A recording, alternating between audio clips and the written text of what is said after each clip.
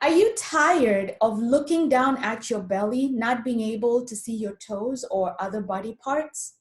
Have you tried doing lots and lots of cycles, crunches, mini ab workouts without making any progress? Do you look forward to the day you're going to rock a bikini, a bathing suit with confidence, or fitting into a sexy outfit without squeezing into waist trainers and other very uncomfortable body products? Yes, belly struggles are real, my friend. I know this because I went through the very same when I began my weight loss journey many years ago. I am Jane Mukami. I'm a nutrition-based weight loss coach that's super passionate about helping you lose weight while eating carbs without having to exercise or do those mini crunches. Now, in order for me to break down how you lose body fat, I think it's super necessary that you get to understand, how did I get here in the first place? How did I gain this weight? And by the way, gaining weight through pregnancy, or even if you've never had children, but you've gained belly fat, the process of reversing this is the same. So in other words, it doesn't matter that you gained belly fat during menopause because of childbirth or however, the solution is still the same. There's nothing specific for different people or different reasons of gaining the fat. So I'm going to start by talking to you about the two types of belly fat. The first type of belly fat is what I like to call hidden belly fat. This is known as visceral fat. This is the fat that's in our bodies. It's the padding of fat that separates our organs and kind of keeps them from mushing together. Now, when you gain weight, you gain visceral fat, the fat that is unseen, and you also gain weight in the second place, or the second type of fat that's known as subcutaneous fat. Now, subcutaneous fat is what you and I know. This is the type of fat in the belly where you can pinch your belly and you get to, it's pinchable, in other words. This is because there's a layer of fat cells underneath your skin that is allowing you to store fat, not just in the belly region, but probably in other body parts. Now, let me give you a clearer picture for you to understand visceral and subcutaneous fat. You probably know somebody who is super skinny, but they have a belly. Now, what you might notice, or if this is you, you will notice that your belly is a little different from other people because your belly is hard. When you try to pinch it, you cannot pinch it. Why? Because you do not have the layer of cells underneath the skin. The accumulation of your fat is internal, it's inside. While me and my other fellow people who struggle with weight gain, we gain weight everywhere on the skin or under the skin, and our belly is pinchable. So if you have a pinchable belly, this means that you store both visceral fat and subcutaneous fat.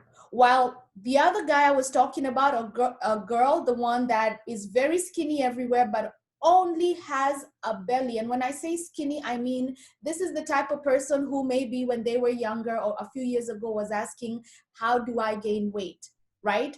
They're the people who have a tummy that's really protruding or poking out, and that's very hard. It's like a basketball because they don't have any pinchable subcute fat. So this is, or these are the two types of fat that you need to understand exist. And as I mentioned, for you and me, the average person who gains weight easily and visibly, we have both subcutaneous and visceral fat together. Now, the good news is getting rid of visceral or subcutaneous fat, the process again is the same.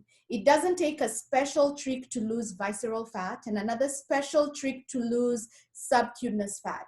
The way to lose both of them is the same. And in order for you to have a flat belly, you have to lose both. You must lose both. But the good news again is the process is the same. Now, the next thing I'd like to share with you is that in order for you to store belly fat, there are three conditions that must be present, or there are three mandatory things that might happen or must happen. The first is supporting what I just talked about. You must have a high concentration of fat cells in the midsection. And when I say a high concentration, I'm talking about visceral as well, not visceral is inside, subcutaneous fat under your skin. Now, if you watched the video I did about 2 weeks ago, how you gain weight, you will realize, as I shared back then, that if you haven't watched that video, by the way, watch it and I'll share the link below. We get our genetic predisposition from our parents. We do not get to choose that. I only want to gain weight in the butt. I do not want to gain weight in the belly, or I only want to gain weight in the boobs and not, we don't get the luxury of choice because this is given to us genetically by our parents. If we do not or did not have a high concentration of fat cells in the midsection, we would never gain belly fat. So number one, the first condition, you must have a high concentration of fat cells in the midsection. Now, fat cells are like silos or storage, right? The second condition is that they must be a surplus of energy in the body that is looking for storage. So if this surplus of energy or calories in the body looking for storage, where will the surplus go? The surplus will go to the fat storage or the fat cells that I just talked about in number one. So number one, fat cell, high concentration or many in number. Number two, surplus in energy. And the third is that there's a certain hormonal process that happens to take this energy and fit it into the storage. Anytime there's an excess of glucose floating around in the body, the pancreas is stimulated and releases insulin. Insulin is known as the fat storage hormone.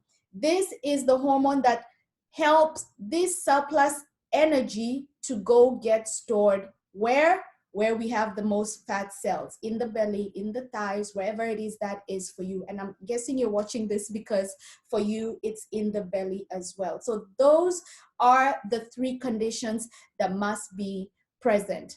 Now, every single part of you is made up of cells. Remember, I just talked about fat cells. Think about your nail, your skin, your hair. Every single part of you is made up of cells, and cells are made up from the food that we eat. So I want you to think of food as raw material. The food that we eat is broken down, digested, and it goes and starts building and creating or replenishing bits and pieces of us. If the type of food you're eating is not good, guess what? You get breakouts, your skin acts crazy, your nails get weak. I remember in 2016, I became a vegan. I was not eating any animal products at all for an entire year. And my nails became very brittle. They could literally just break from nothing. They were very soft. I didn't realize that I had to take a supplement because I wasn't taking animal product to help with this. So because I stopped taking a lot of different types of nutrients from animal products that my body was used to, my raw material was degrading.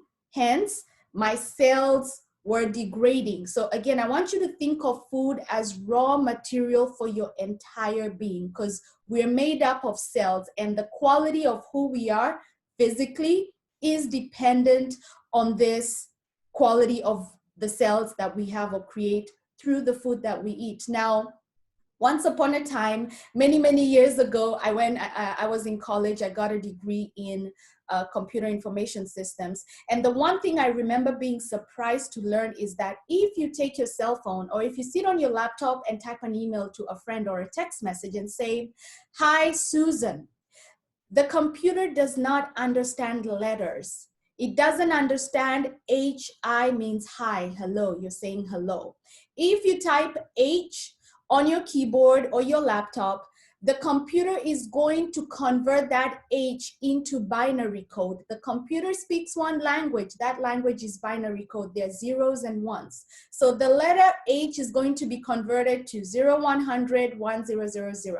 I for high will be 0, 100, 1001, right? Those numbers put together, the laptop or the phone is like, oh, she's trying to say this. I understand the zeros and ones. So the very same thing with your body. Your body does not understand a croissant. It doesn't understand wine or sweet potatoes or French fries or fried chicken. Our bodies do not understand food. The only thing they care about is the result of digestion of this food. So the body only speaks the language of, is this glucose? Is this amino acids? Is it fiber? Is it fatty acids? That's it. While you and I know that, oh my God, I love githeri or ugali, or I love mac and cheese. We like food, but the body is agnostic. It's all about whatever it is that you throw in your mouth. I only care about, at the end of the digestion process, which of these 4 categories do you fall in? Carbohydrates will be glucose. Protein will be amino acids. Anything with fat will be a fatty acid. Anything that's fibrous will be fiber, which will make you run to the loo and poop all the time, right? So I'm sharing this because it's imperative for you to know that when it comes to storing fat, especially in the belly region and in most places, insulin will only be activated when there's glucose in the bloodstream. So not fatty acids, not protein, not fiber, but glucose. So anytime there's an excess of energy, remember the condition that I mentioned? You have fat storage available, there's a surplus, there's a lot of energy floating in the body, and insulin has to be produced. I was going to say Ian. I like teaching by saying insulin Ian, I give him a name. Insulin Ian is running to your bloodstream to remove this extra glucose. When this process is happening, insulin Ian is shoveling this extra glucose into storage. And the body has an order in which it stores. It's going to store fat, glucose, which then gets converted to fat in your liver. That's the first place that it's going to store. The second is your muscle. The third is your fat cells. Now, your liver and your muscle have limited storage, but our fat cells have too much room. They forever have storage. And this is why it's easy to see why we have people walking around at 300 kilos or 600 pounds, because your fat cells are never full. This is the storage that can grow and grow and grow and grow and grow. And you wonder how you gained 100 pounds or 50 kilos, because your fat cells never get full. Now, if you have a huge belly, that's a sign that you have a fatty liver. Your liver storage filled up and had to overflow into the fat cells in your midsection. So the order of storage also tells the story of, oh, okay, this is what happened. The liver filled up. If you don't have a lot of extra muscle, your muscle storage doesn't have a lot of room, but your fat cells will always take excess room. And why am I sharing this? Because in order to lose fat, belly fat, you need to reverse the process. This means we need to lower insulin, or make sure insulin Ian is not running around all day shoveling glucose into your liver, muscle, and fat cells.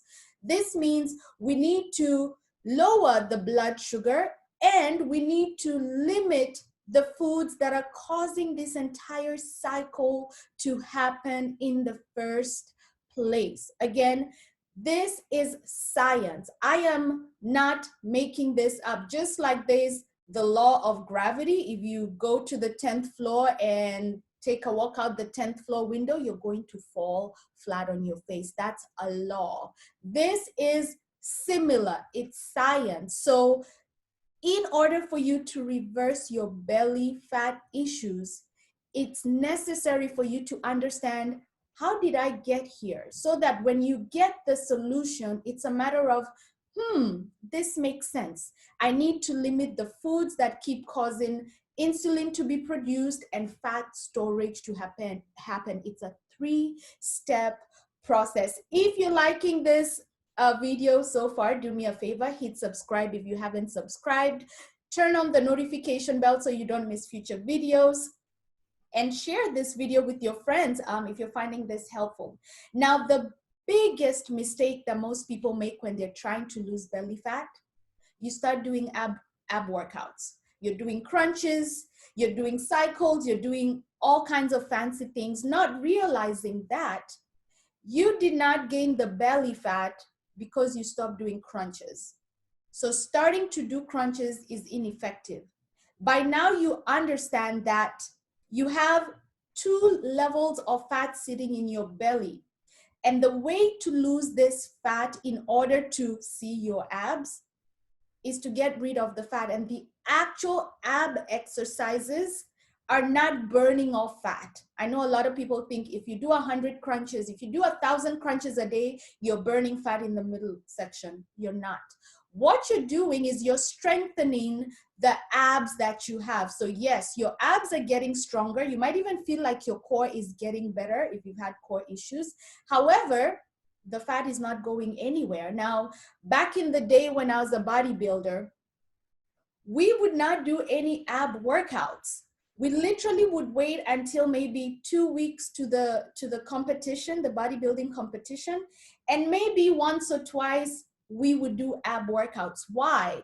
Because when it comes to burning fat, it comes down to what you eat. That's why there's this saying, abs are made in the kitchen. What does that mean? It means that it's easier and quicker for you to create a caloric deficit, which will reverse this surplus of energy floating in your bloodstream, which will reduce the process of storing fat in your fat cells with insulin Ian.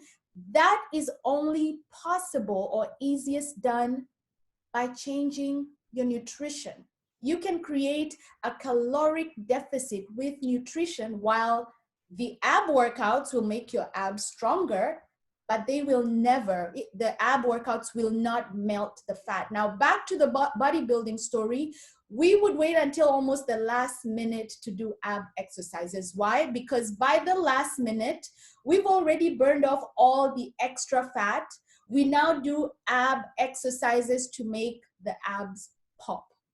So after you've reduced your belly fat, then you can strengthen your ab muscles by doing exercises to make your abs visible.